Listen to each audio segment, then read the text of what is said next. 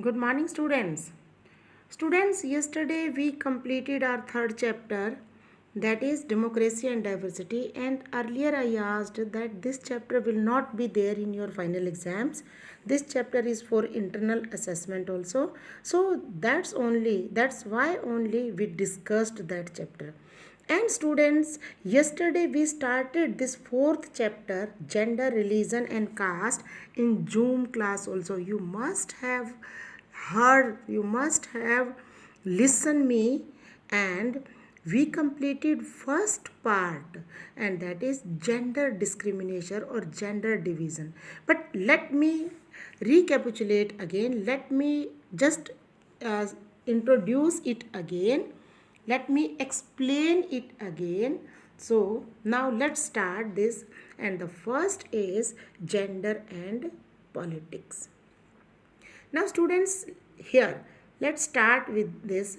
There is one uh, picture here, though I am unable to understand what has been written on this picture, but it's a poster from Bengal affirming women's strength, that woman is doing so many work at the same time.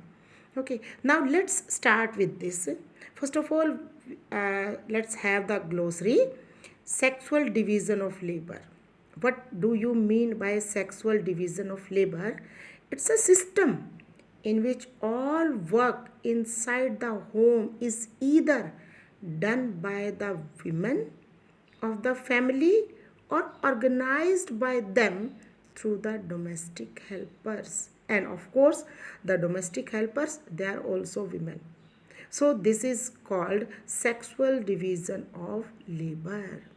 Now let's start with the topic. As earlier I asked you, we will start the topic or the chapter with gender division. So let's start. It's there. Let's begin with gender division. This is a form of hierarchical social division. As I asked you, that the things which are coming from the ancestors, that is called hierarchical. Social division seen everywhere. You must have seen in your house also, and everywhere it is being seen. It is being there, but it rarely recognized in the study of politics, और हम उनको कभी भी recognize नहीं करते. The gender division tends to be understood as natural and unchangeable, क्योंकि gender division को हम हमेशा यही मानते हैं कि ये तो नेचुरल है और इसमें कोई चेंज हो ही नहीं सकता. However, it is not based on biology but on social expectations and stereotypes. ये बायोलॉजी पर डिपेंड नहीं है बेटे, लेकिन ये हमारी सोच पर डिपेंड है, हमारी सोशल एक्सपेक्टेशंस पर डिपेंड है. Okay, now let's move further. As there is always a division or always a discrimination among men and women in on public ground also, as well as in private also. तो first of all, when boys and girls they are brought up means जब उनको पाला जाता है to believe that the main responsibility of women is house work. कि women की तो main responsibility घर का काम करने की है एंड ब्रिंगिंग अप चिल्ड्रन, और बच्चों की देखभाल करने की. This is reflected in a sexual division of labour that we earlier traded. In most families, what the women they do all work inside the home, such as cooking, cleaning, washing clothes, tailoring, looking after children, etc., and men do all the work outside the home. It is not that men cannot do housework. क्या आदमी घर में काम नहीं कर सकते? They simply think that it is for women to attend to these things. And when these jobs are paid for, और जब इन्हीं काम के लिए पैसा मिलता है, man are ready to take up these works. And you must have seen everywhere tailors, they are man. cook, they are men outside. If washermen are there, they are men. And for other work also, there are men, because there they have been paid or they are getting salary. Okay, so you see, most tailors or cooks in hotels are men. Similarly, it is not that women do not work outside their home. और ये भी बात नहीं है कि औरतें घर से बाहर काम नहीं करती. In villages, Women fetch water, कुओं से पानी लाती हैं, collect fuel and work in the fields. In urban areas, poor women work as domestic helpers in middle class homes, while middle class women work in offices. In fact, the majority of women do some sort of paid work in addition to domestic labor. कि औरतें तो घर का काम भी करती हैं और बाहर पेड वर्क भी करती हैं, but their work is not valued and does not get recognition. And the result of this division of labor is that although women continue half of the humanity, their role in public life, especially politics, is minimal in most societies. कि politics में तो उनका जो role है वो बिल्कुल ही कम है.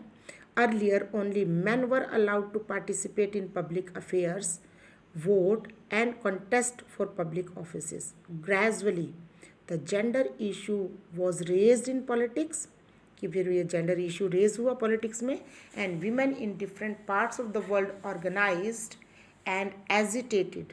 तो फिर वर्ल्ड के बहुत सारे हिस्सों में विमेन ने अपनी ग्रुप ऑर्गेनाइज किए और एजिटेट किया, इसका विरोध किया, इसके लिए मांग की for equal rights.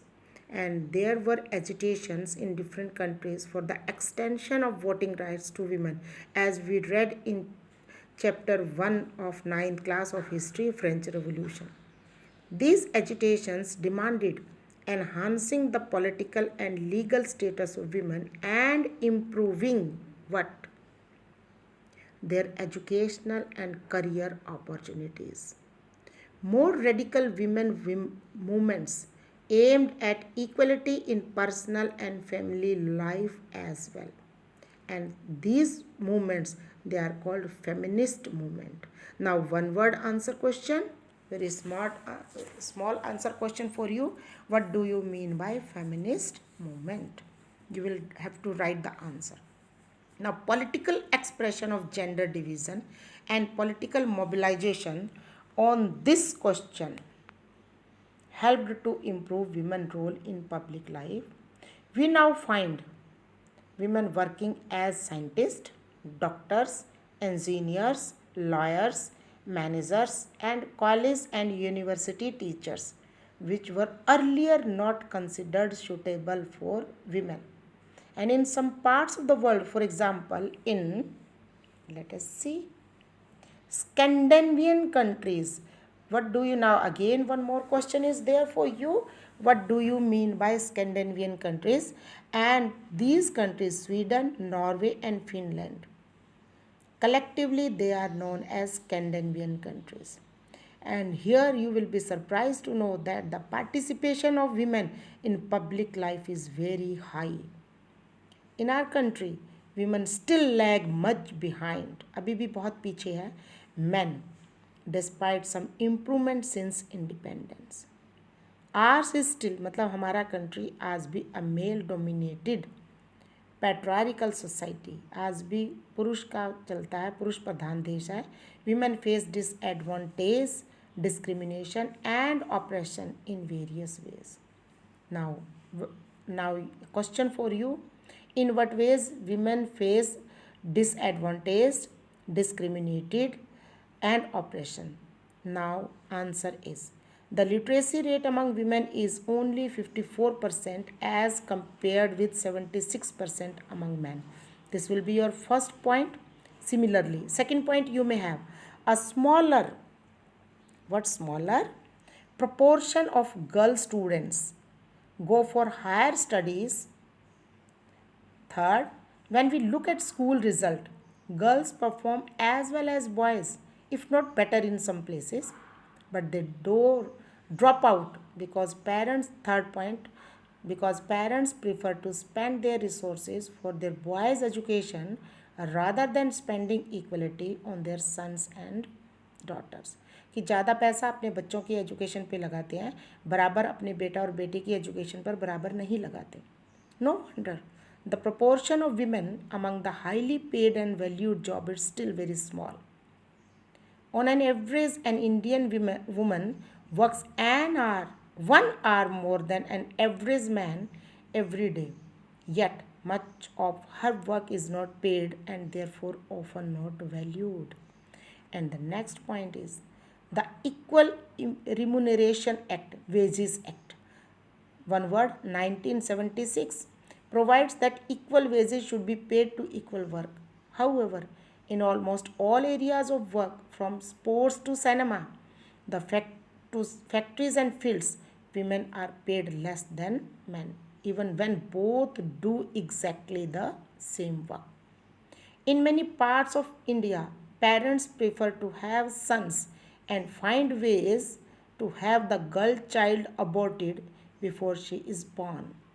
And such sex selective abortion led to a decline in child sex ratio in the country to merely 914. Okay. Now, what do you mean by sex ratio? One word, number of girl children per thousand boys.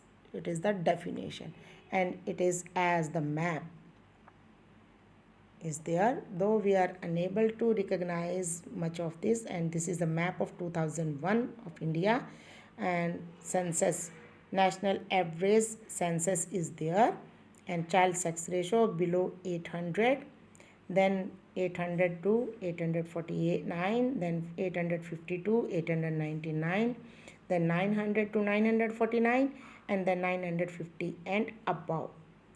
Okay, so today this is all about. Rest of the chapter we will do tomorrow. Thank you.